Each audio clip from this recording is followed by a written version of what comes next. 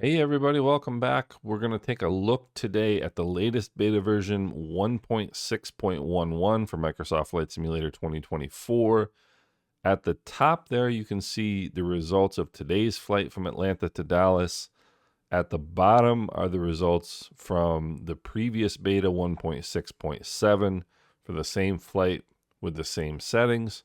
Doesn't look like a whole lot, but we'll get into it. I'm going to show you the flight from Atlanta to Dallas, and then we'll get more into the numbers at the end of the video.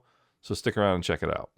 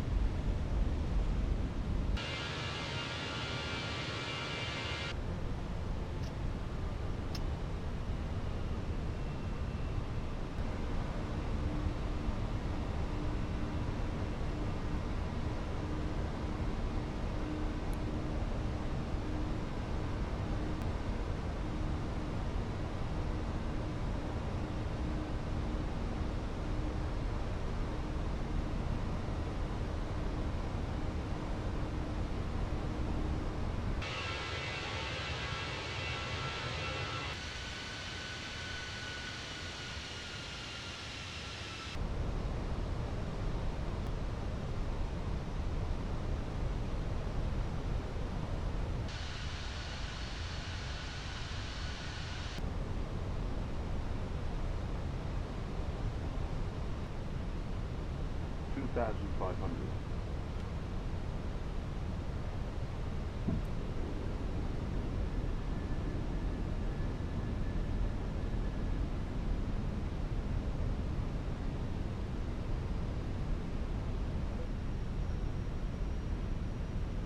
$1,000.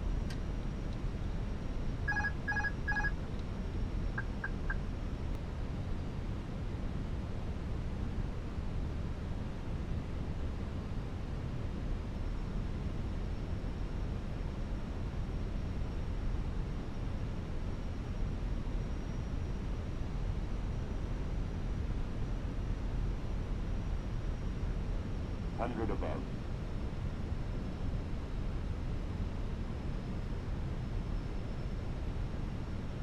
Minimum.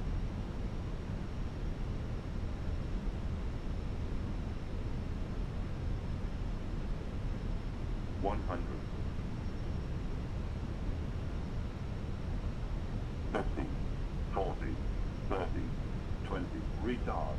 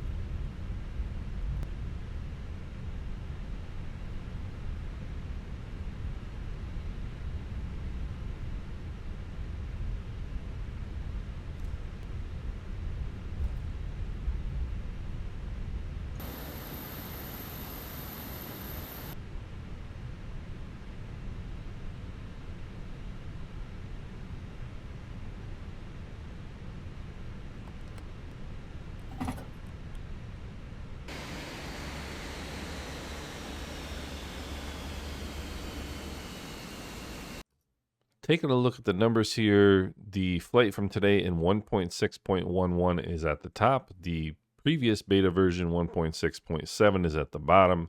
Settings are obviously exactly the same. Average FPS 59.2 versus 59, no difference there.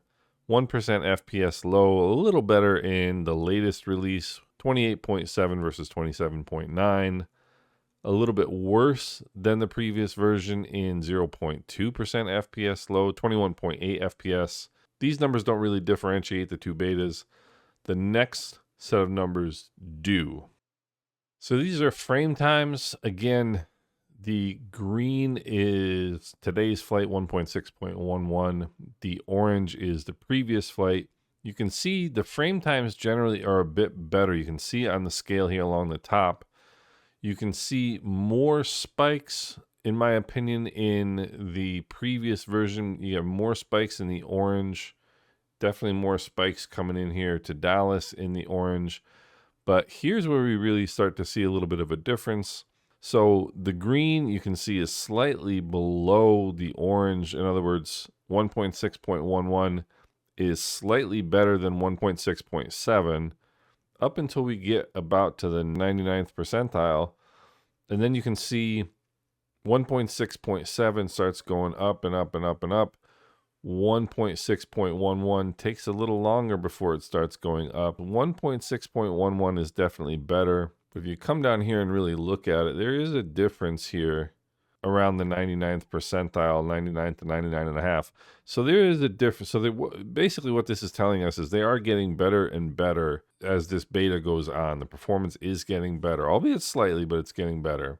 And here, as we start looking along the bottom in the middle here, the sensor data, this is the previous version 1.6.7. You can see the 59 FPS from that version. And you can see CPU load, max thread load, GPU and GPU VRAM and RAM use information here. Now, as I switch over to today's flight from 1.6.11, there's a couple of things I want you to notice. So average CPU load, 31% with today's flight, 33% in the previous flight. CPU max thread load, again here, 67% is the average from the previous flight, 66% today. So it's, again, marginally better. And then if we come down here to VRAM usage, average VRAM usage in today's flight was 9.7, previously 10.18. So that's about a reduction of about a half a gig of VRAM between 1.6.7 and 1.6.11.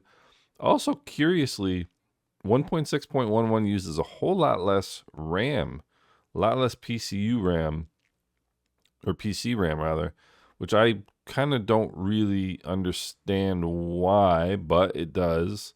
But again, a significant reduction in VRAM usage, performance marginally better at the CPU and GPU level. GPU load percentage in the previous flight, the average was 54%. In this version, it's 51%. So everything's getting a little bit better. The one thing that has not improved since the previous beta version is my landing ability. I can't land the Phoenix BFU to save my life. Almost 600 feet a minute with a gigantic bounce. Only one thrust reverse deployed. I don't know what the story is with that, but that wasn't the main issue. The main issue was the pilot's inability to land the airplane properly. I have no feel for the BFU. It is what it is. I'm just going to leave that there. I hope you guys are doing well. If you have any questions or feedback, please leave them in the comment section below, and we'll talk soon.